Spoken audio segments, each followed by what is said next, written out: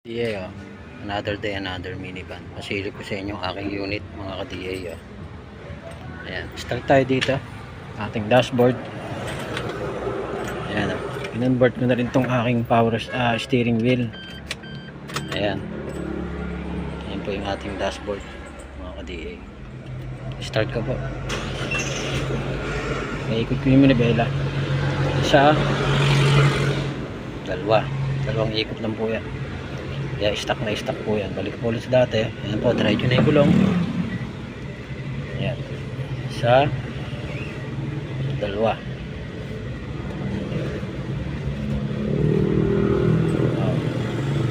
Ganyan po siya, mga ka-DA.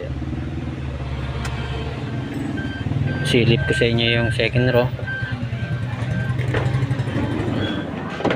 Wala, mga ka-DA, baka gusto nyo gayahin. Kesa dito ako naglagay, ito na lang ginawa ko, bumili na lang ako nito. Ayan. Yan pala, mga ka-DA. Ayan, mga ka-DA. Gumawa tayo ng storage.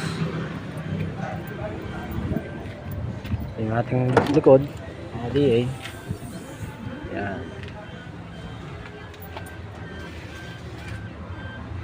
Mapapansin nyo, may bago ang plaka dito. Ito yung sa ginagawa ko unit. Extinguisher, charger, baso, baseball bat. Ayan. Stock na stock lang po yun. Ito, guling ko dun sa ginagawa ko. Ito yung mga pyesa nya. Ganyan pa, mga DA.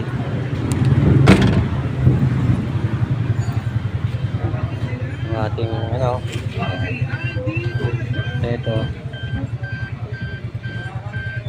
kaya po tayo nito convert din po yan.